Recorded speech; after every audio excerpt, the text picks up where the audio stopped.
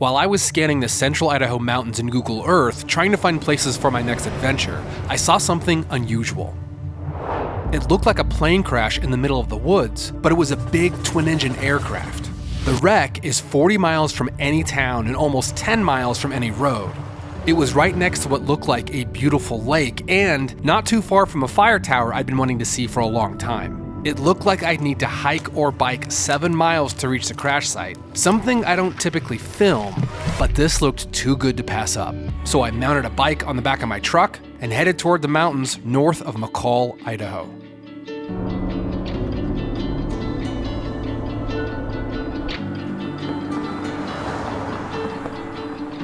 It's fall in Idaho, but up here in the mountains, it was just knocking on winter's door. But there were still some beautiful colors to see on the drive north.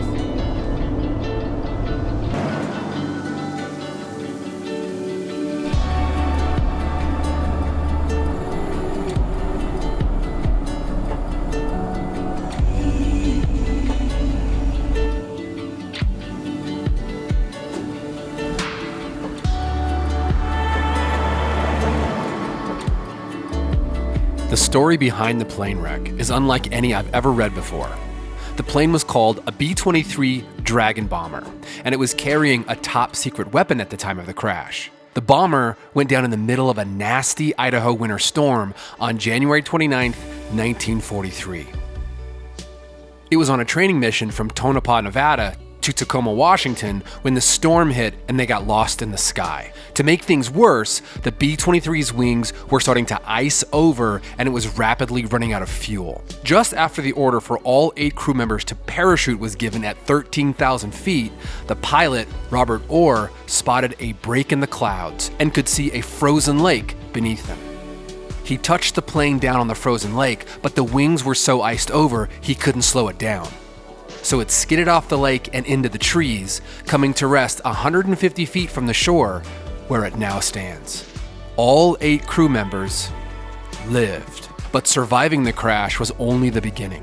These men spent the next 21 days racing to stay alive in waist-deep snow, fighting against the brutal Idaho winter until they all made it safely to McCall, Idaho. After learning this story, I was more motivated than ever to make it to the crash site. My plan was to camp close to the trailhead and get an early start the next day. So I headed up toward a fire lookout I'd been meaning to visit to try and get a better look at the landscape these airmen had to face back in 1943. Well, I'm just headed up to what's called War Eagle Mountain. It's an awesome name. And I think there's a lookout up there. So my plan is to get up there and get a lay of the land, be able to hopefully see the valley, see what I'm up against tomorrow, and get a better idea for the country that these guys hiked out of when they got into this wreck back in 1943. And then there's a lake that's close by that I'm hopeful to go see at least and maybe camp at tonight. And here's a surprise. Lance just happened to be in McCall today, like totally by coincidence. And so he's coming. He's got a tent on top of his Bronco Raptor, so he's gonna come hang with me at least for tonight. And that'll be awesome. So we're gonna go up there, check out the mountain, and then hopefully check out the lake.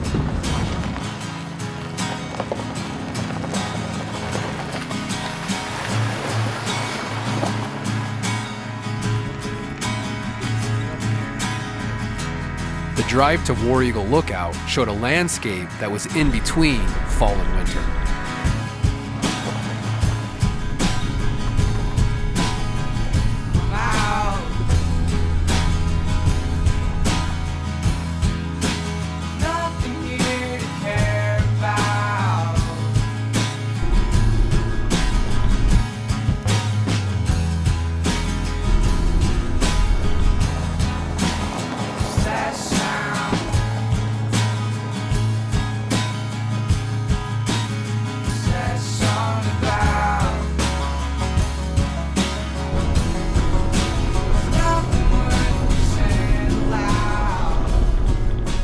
So we came up here to War Eagle Fire Lookout, which is not an active fire lookout.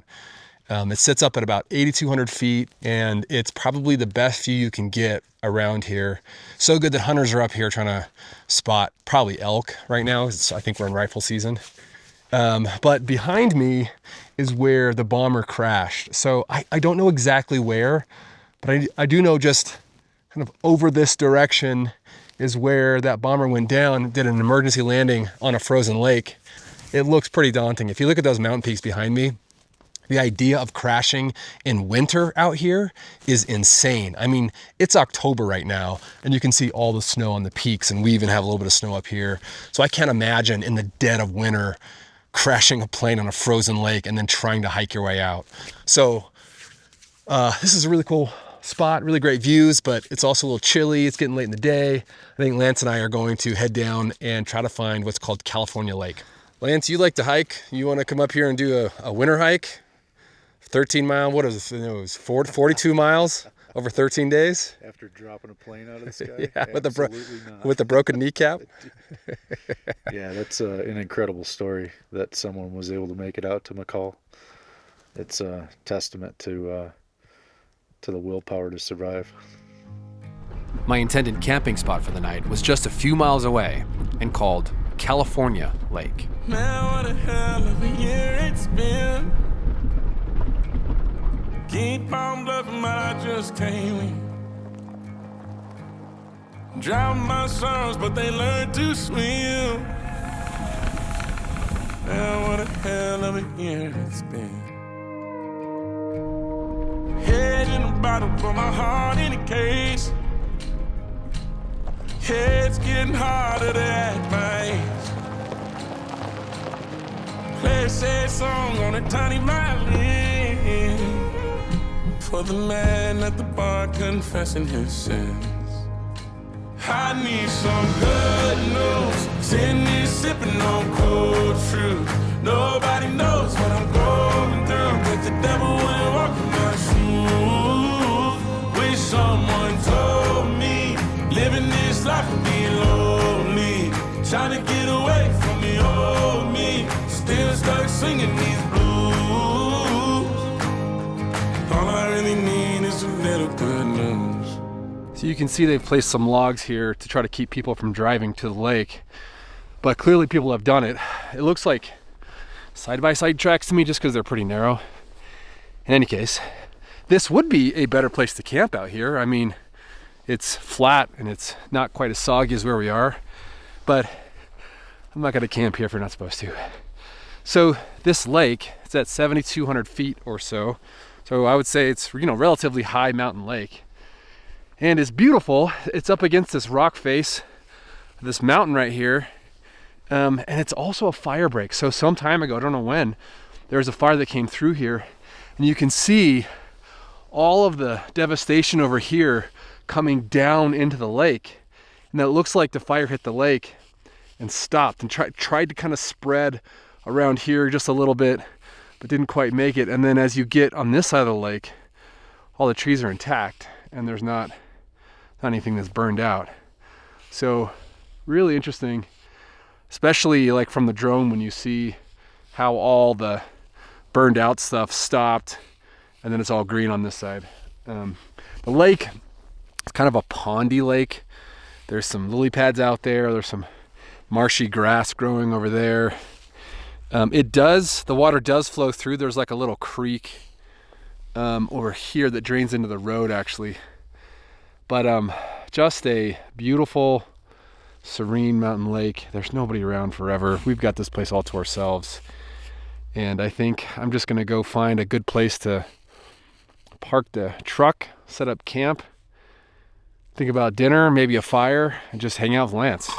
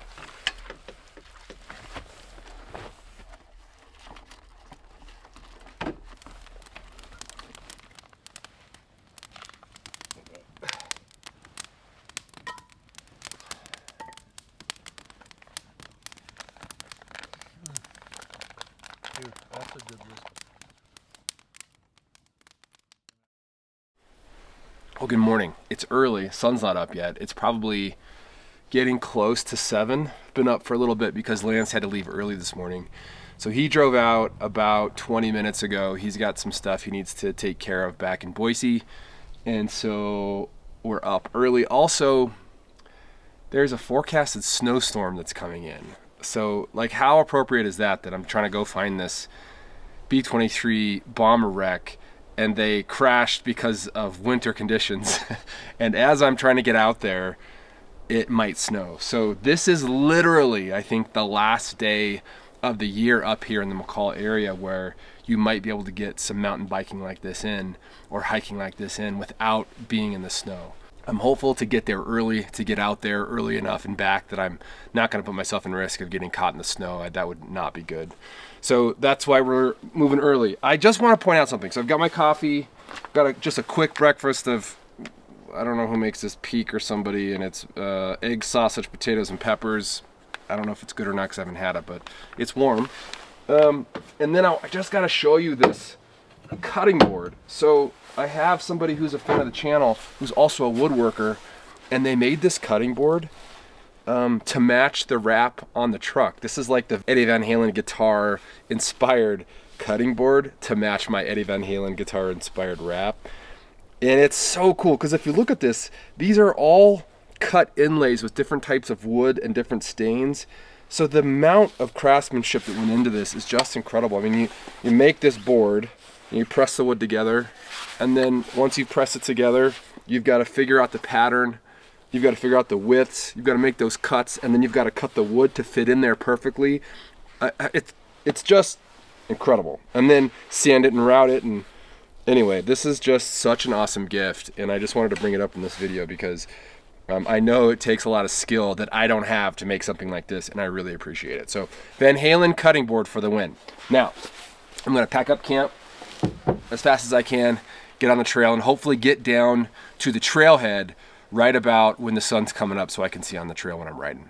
Let's go.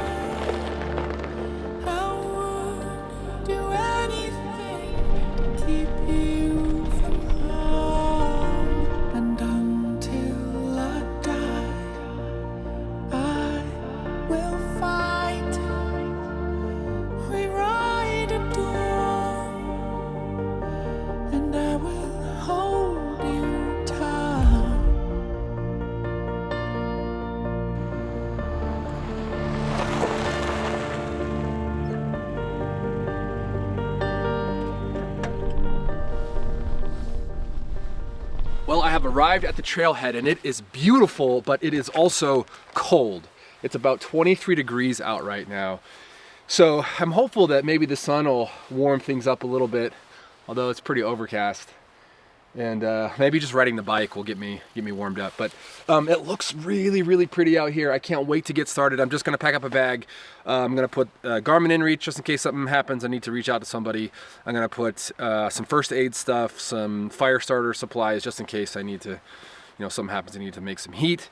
But it's only 6.5 miles out and 6.5 miles back on a bike. And so I'm hopeful that it's, what I'm doing is like not too extreme, but you never know, so just want to be safe. So I'm gonna hit the trail here in the next few minutes, and I cannot wait to both see this trail and get out there to the wreck. All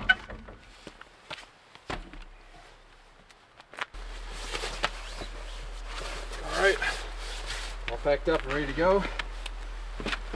Let's ride.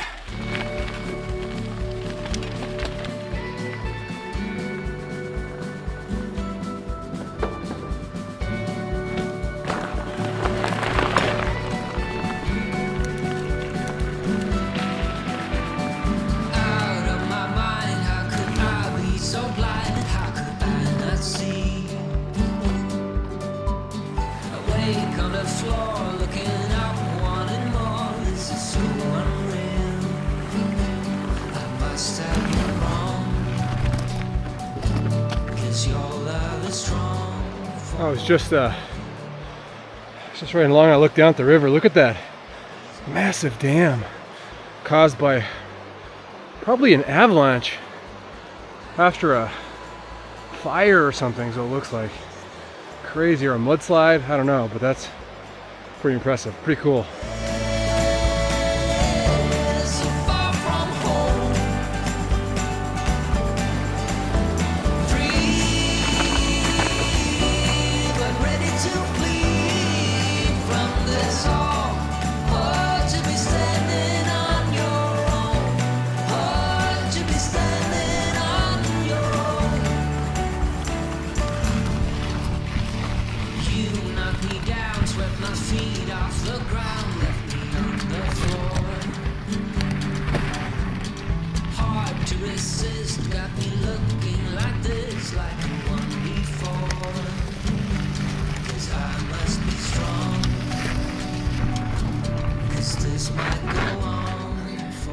Okay, so I reached the sign that says Loon Lake 1/4 mile, so I'm really close.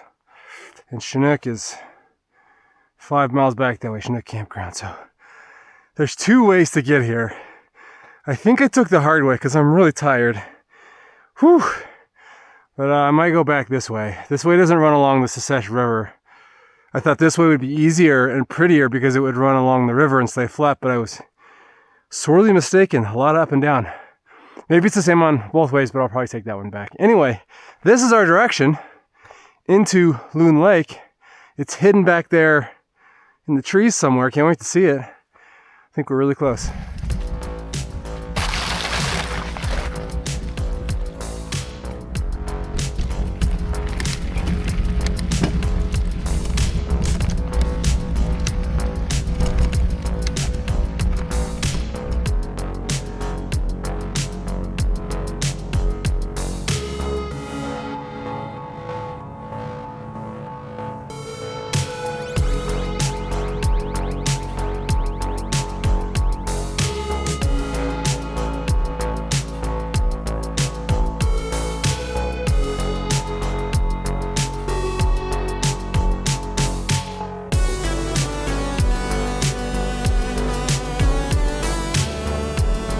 As I got closer to the lake, I could see just how majestic this place was.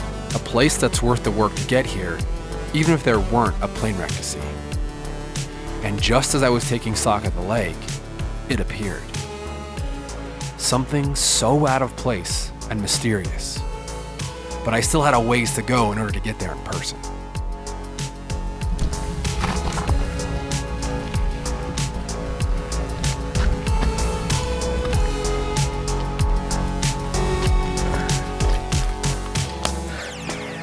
Okay, well, I have left my bike. Probably should have left my bike home too.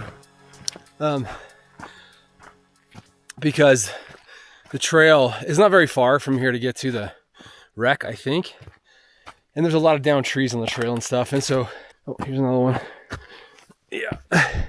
Those are just a pain in the butt to get a bike over. Looked like it wasn't getting any better, so I just parked the bike and I'll hike in the rest of the way. But it's hard to imagine getting there because I'm just like in the middle of the woods here. I don't have any perspective on the lake. Of course, I had, when I flew the drone earlier, I could kind of see a little bit. On the map, I can kind of see where I am, but down here, it's hard to imagine that I'm really close to this like pristine, beautiful mountain lake. There it is. Now I can see it a little bit. The sun's kind of right in my face, so it's hard to see what I'm looking at, but there's the lake.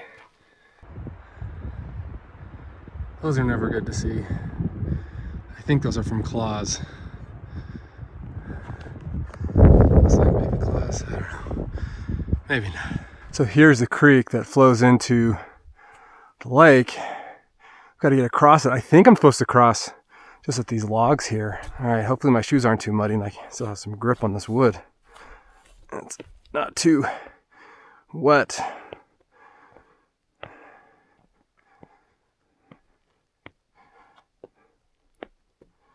Oh, the water is just like crystal clear. It's perfect mountain water. I don't see any fish. I wonder if there's fish in here. I bet there are. So cool. All right, onward. Try not to fall in here, even though it's not too deep. This is just beautiful. Trail takes you to this little open meadow. And that's just gorgeous. What a beautiful lake. And then over here, got those snow-capped mountains.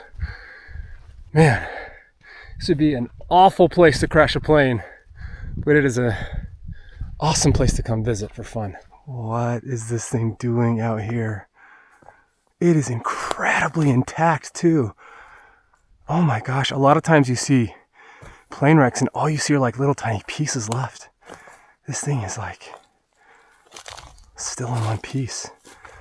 1943 in the winter, this thing crash landed. Look at this. Oh my gosh, this is like just hanging here. Like part of the tail. Oh, that's ready to go. I'm not gonna touch that. Holy cow. What? There were 8 crew members in this thing. It doesn't seem like 8 could even fit in this plane. Just shredded by the forest. Totally shredded. You can see lots of people have visited this and left their mark. I don't think I will. I think I'll just leave it as it is. The wings are still connected for the most part. The wings were destroyed in the crash landing. You can see just totally shredded, just ripped the wings right off. There's a piece of the wing back there. But they landed level. Look at the 2 engine, look at that. Oh my gosh. Look at this, so flimsy. You know, it's like all this aluminum, riveted aluminum made back in the 40s when they made these bombers. And I can't believe that they lived. I mean, look how flimsy this is. I don't want to touch it too much. That is just incredible. Okay, so here's some reinforcements. See some reinforcements here for the engine and all that. Oh, landing gears in there. Look at that. Look at that. The tire's still tucked up. Like when they hit, tires must have broke. The landing gear must have broke. Oh, there's a better view of the tire. Gosh. Can't imagine the force of impact coming in. So here's its landing, its glide path coming in, landing on the lake, the frozen lake, and then basically skidding across into the trees. Hopefully when they hit, they weren't going too fast. And this says, the sign, this plaque that's been put on here says, in honor of the men of the 34th Bomb Squadron, from men and women of something, your sacrifice confirms that freedom is not free. 34DS Mountain Home Air Force Base, the Thunderbirds, September 18th, 1999. That is so cool. So somebody from Mountain Home Air Force Base had this made, hiked out here, and put this on the side of this wreck. This looks like a crash that has fatalities, but this is one of those rare stories, those miracle stories, where every single person in this crash lived. Look at the engine. Oh my goodness, look at that. That is just incredible. I know I keep saying that, but my mind is completely blown right now.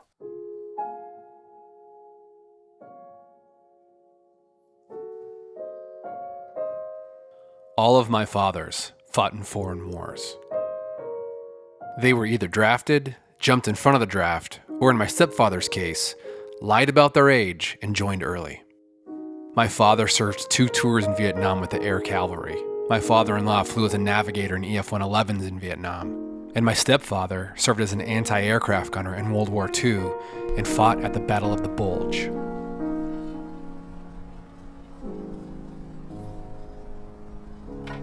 My generation has had the luxury of choice. I've never worried about someone else making me fight in war or conflict. And seeing this remnant of a global conflict where so much was at stake and so many lives were lost reminds me not to take my choices for granted.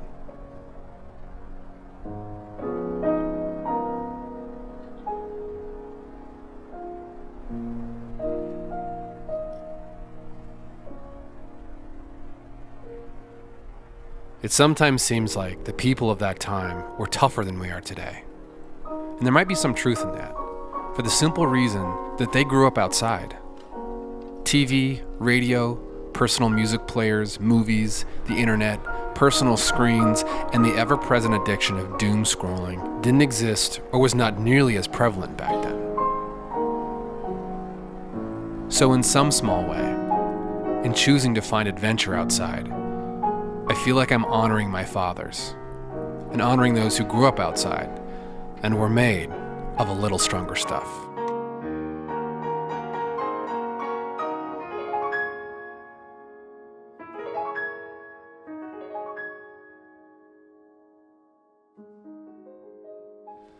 So when I first learned about this story, a few things really captivated me. One was the plane itself. The B23 Dragon Bomber was the precursor to the B24 in World War II, which was heavily used for bombing. The B23 was never actually used in combat. However, it was the first to develop flanking guns that were used in the B24 after. And this particular model had the top secret weapon, which was an aiming mechanism that the US developed that was super accurate for the time. It's one of the reasons we were so successful when we could drop bombs in World War II. Now, by today's standards, we would call them dumb bombs that just kind of fell where they may. But by 1943 standards, it was incredibly accurate. So the fact that they were carrying a top secret weapon in this crash, in this plane that was the precursor to the B-24, is pretty fantastic. The other thing that really drew my attention was that these guys survived. Like, what they did is incredible. So it was January 29th. It's like the coldest part of the year. I know, because my birthday is in January and it's always so cold. And I'm a ski baby. So up here in the winter, in January, we're going skiing. Like, we're not hiking in the woods. That's crazy. So 3 of them decided to hike out and try to get help. And so they started hiking out of here. They went to the Secesh River. They started following the Secesh River until they found a map on an old cabin. They crossed over Lick Creek Summit until they got to Lake Fork Guard Station. I mean, they hiked 35 or 40 miles in like waist deep snow in January in the central Idaho mountains, which is almost inhuman. Like, the fact that they survived doing that is incredible. The 5 that stayed behind, they were actually rescued by a backcountry plane who was making supply runs to Warren. Flying over, you can see this thing. This thing stands out like a sore thumb in the woods because it's this bright, shiny metal thing. So this guy was flying over and he saw that they were stranded, and he made some really difficult landings to get them out. I think he made 2 or 3 different landings to get them out. And here's a part of the story that I love the most. When the 8 of them were reunited in McCall, the town of McCall closed the schools and sent everybody in town out to celebrate their survival, to celebrate the fact that these guys crash landed, all lived, all made it out of the McCall winter and survived. And it's just such a great story, ones that we don't hear often enough. And so to be out here is really special for me. It's hard to get out here. It's difficult, which maybe makes it feel a little bit more special, I guess, because it's a rare thing to be able to get out here and do this. But I can't stay. The weather's changing, the snowstorm is coming in, the sky is darkened up, and my spidey sense is telling me to get the heck out of here. So I'm going to hike back to the bike back to the truck, and hopefully make it out while there's still daylight and before the snow starts falling. So, what a crazy adventure. I'll probably never forget this one. So thanks for coming along. Until next time, I'm Wolf Adventure to Roam. Thanks for watching. All I really need is a little good news.